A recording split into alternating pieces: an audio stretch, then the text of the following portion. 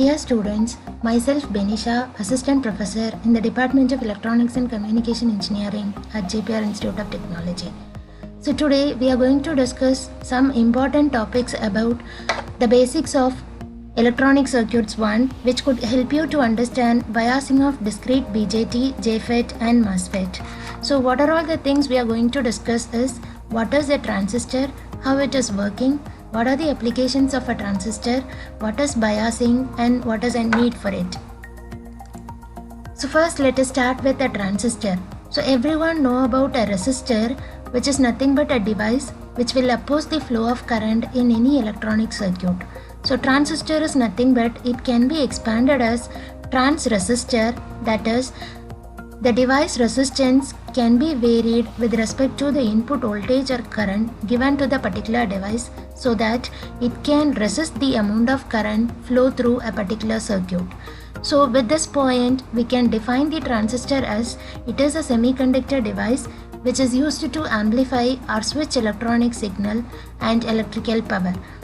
So it is made up of a semiconductor material and usually it has 3 terminals for connecting it to the external circuit. So some of the different transistors which are known to us is bipolar junction transistor BJT, junction field effect transistor JFET and metal oxide semiconductor field effect transistor MOSFET. So let us see more about BJT. So BJT is a bipolar junction transistor. The word bipolar means that both the majority and minority carriers are responsible for changing the output. So that's why it is called as bipolar. And junction means it has more than one PN junctions. So it is called as a junction transistor. So it contains 3 terminals and from the name itself we could identify the operation of it. So emitter terminal, which is nothing but it will emit the electron, and collector terminal will collect the electrons, and base is nothing but which is moderately doped one which will control the output current with the input connected to the base. We can also say BJT as a current control device. Why means the input current given to the base will control the output current getting at the collector side. So the basic application of a transistor is it can be act as a switch or it can be act as an amplifier, depends on in which region it is working. So we'll explain this in the next slide. So based upon this application, the application of a transistor can be extended to oscillators, modulators, detectors and frequency stages in various receiver circuits. So from the transfer characteristics curve of the BJT, we could see some different 3 regions, operating regions of a BJT. So it depends based on the power supply we have given to the PNP transistor. So since it is having 2 junctions, we'll be connecting 2 supplies. So emitter based junction and collector based junction, if both are biased with forward biased, it is called as saturation region.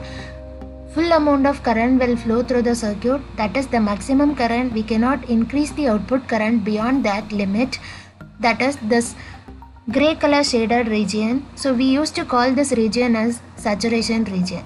When these 2 junctions are given with reverse bias, that is collector based junction and the emitter based junction, both are reverse biased, there is no current flow through the circuit.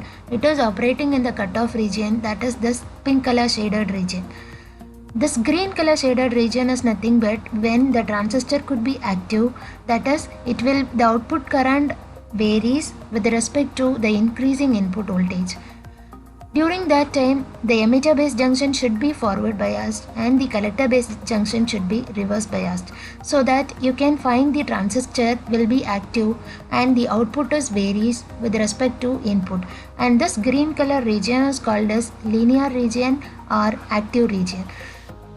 By making the transistor to operate in the saturation region and cutoff region, we can use the transistor to act as a switch.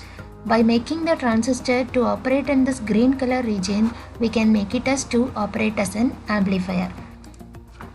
So here is like when the transistor is operating in cutoff region, so no current flows through the circuit. The device will act as an open switch that is the off switch. So when it is operating in the saturation region, full amount of current will flow through the circuit, the switch is like closed and it will be like an on switch. So when it is operating in the green color active region, so whatever input we are giving into the base, it is amplified and we could get the amplified output at the collector junction. So and the doubt is, how could we find where my transistor is working? Whether in active region or in saturation region or in cutoff region? That is the question arises. So based upon some of the calculations for any designed circuit, we could draw the red color line, that is nothing but the DC load line of any transistor biasing circuit. So and after that we can plot the Q point or operating point on the line so that you can tell based upon the Q point where the Q point lies, in that region the transistor is working. So if the Q point lies at this place, we can say that my transistor is operating in the active region. If it lies in this place, it is in cutoff region, or in this place it is in saturation region. So based on this we can identify where my operating point is and in which type of application my designed circuit could give. So and here my ultimate aim is making the transistor to work as an amplifier. So obviously we could say that my transistor should work in the active region so that it can act as an amplifier. For getting faithful amplification, the essential thing is, as I have mentioned, it should operate in that green color active region. So emitter based junction must be forward biased, collector based junction must be reverse biased, and proper zero signal current should be maintained at the collector. Why biasing? Why we are going for biasing? The ultimate aim I have told us making the transistor to work as an amplifier. For that only we are going for biasing. So that is the need for biasing. To get faithful amplification, we have to do some modification on the circuit, and that modification is called as biasing.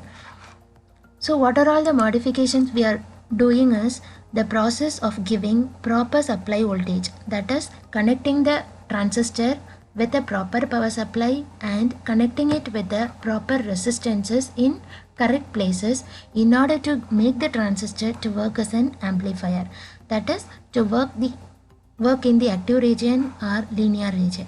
So this process is called as biasing, and the derived circuit is called as biasing circuit. So by biasing any transistor circuit, we could make properly biasing, we could make the transistor to work as an amplifier and more than that. So on the whole, we have discussed about what is a transistor, how it is working, what are the different types, what are the different application, and when a transistor can act as a switch and when it will be acting as a amplifier.